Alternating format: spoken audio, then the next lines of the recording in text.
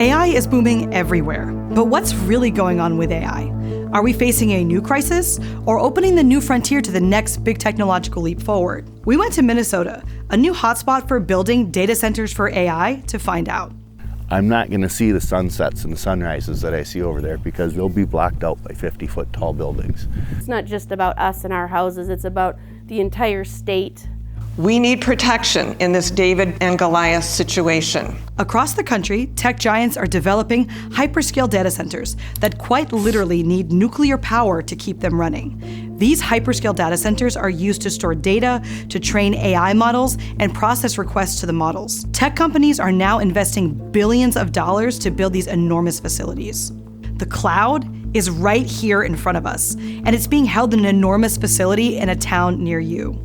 They're the ones who's killing all the bills we have to protect us. They're killing it, and every bill that the data centers want, they're pushing it. They're working for the billionaires against us. Yep, they promised them the work. When did they stop working for the common man, the little guy?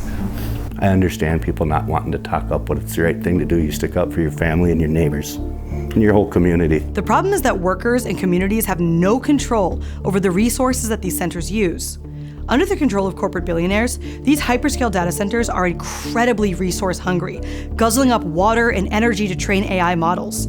Amazon and other companies are building these data centers right next to electrical grids to siphon off electricity that could be used for the public and diverting it instead to AI. In Barrack, Pennsylvania, Amazon has a data center right next to a nuclear power plant that has been directly powering it since the center opened in 2023. Amazon is requesting so much energy from this nuclear plant that it would essentially take the plant offline for the rest of society. Rural towns in Minnesota are currently facing the prospect of 10 hyperscale data centers. That means all of rural Minnesota could face an energy crisis, blackouts, the extreme pollution these centers are known to cause, and also increases in their electrical bills. For many, though, these centers represent jobs for areas hard hit by the move away from coal. We traveled to rural Minnesota to hear what workers and residents had to say. Data centers are not compatible with residences. What I'm saying is verifiable. I honestly just believe that the developers are telling them one thing and kind of honeypotting them into this belief that it'll go smoothly, nobody will even know we're there until it's too late. Our message is not, it's not that we don't want data centers in our backyard. If they are going to be, we'd like respectful, responsible zoning, and we would like setbacks that are at the minimum the industry standard of 1,500 feet. Over and over again, there's lawsuits among citizenry because utility companies are asking the citizenry to pay for the infrastructure so that billionaires can come in and raise our property values, raise our property taxes, take our tax incentives into their pockets. How's that fair to the people? We're bearing the risk for billionaires. If they knew what it meant for us as homeowners out here and Farmington residents, I think they'd get more pushback, and it's the last thing that they want. When we look at all the data centers that are proposed to come into the Dakota County area, that would require roughly about 3,600 megawatts. With that requirement in the Dakota area, with that level of power, you can power entire state of Minnesota's residential homes. There is no way we can afford generating that much power unless we go back to what we traditionally have done, the conventional type of energy production that we're trying to get away with. For years, rural Minnesotan towns have made their living off of coal mining and manufacturing. Sherco, a coal-fired power plant in Becker, Minnesota, was the largest in the state and accounted for 75% of the town's property tax revenue. Its closure, aimed at meeting Minnesota's clean energy goals, has raised concerns among residents and local officials about finding a replacement for this significant source of funding and jobs. And this has left them an easy target for the tech companies who come in with big promises. They're promising jobs and tax benefit. There will be some construction jobs as they're being constructed. But after they're constructed, they operate on an extremely skeleton crew. The high-tech jobs that they're promising are done remotely and can be anywhere in any state or frankly in any country. Companies generally hire their own contractors to come in and do wiring and updating of their equipment. There will be some maintenance and surveillance type jobs, security jobs, but they operate with almost no jobs.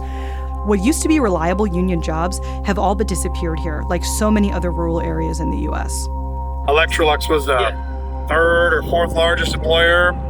It was 1,500 at our peak back about 10 years ago, 12 years ago. We built freezers mostly. A few other commercial appliances, but freezers. So the plant closed in November of 2019. And then 4 months later is when all the COVID orders hit. But by sheer coincidence, our severance package that I had helped negotiate started to expire for junior employees in February. So the effects of the closure were starting to hit the community.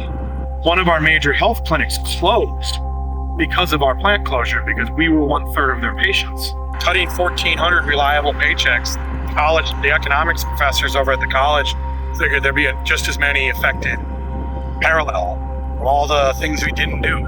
And yes, some of us, like my life is not terrible, but I know people who have never recovered. Some did not physically make it. It's dark, but there are people that have harmed themselves, divorced, lived in worse conditions because of these impacts. Any big company, they will dangle that carrot going, we'll come to your town, but we better get every incentive. So we need to be eyes wide open. Look at the big picture. What would happen 5 years down the road when they're all built and all the construction jobs are gone? The media is going to pit workers, unions, residents, and environmental activists all against each other to fight, while big business is the one who wins. But we need to actually get to the root of the problem. There are thousands of new industries and jobs that are desperately needed across America. The problem isn't new industry, it's who gets to control that industry and who actually benefits. The heart of the issue isn't workers versus technology, it's rich versus poor. Private interests will determine what kind of development gets to happen next and who benefits from what is developed. In the 1930s, the New Deal demonstrated the transformative power of public investment in infrastructure. Agencies like the Public Works Administration didn't just pour concrete, it put millions of people to work building 34,000 schools, hospitals, and public housing units that communities actually needed. The lesson? Great infrastructure requires more than funding. It demands a vision that puts people first. Anything can be done if people demand it. The New Deal was fueled by mass militant strikes and actions that forced the hand of the bosses in the government. And Farmington residents aren't stepping back and letting corporations decide for them. Residents and activists have filed legal action to halt the development of these data centers until their demands around transparency and due diligence are met. AI could be a new frontier if everyday people get to control the resources used for these centers and have the power to pull the plug if it becomes unsustainable. Otherwise, it will be just another crisis created by capitalism. This is my 12-year-old daughter's bedroom. This is where she sleeps and hides and rests and plays and does everything a little girl does. She wakes up every morning staring out this window at a golf course or what could be a neighborhood. Now it's a data center.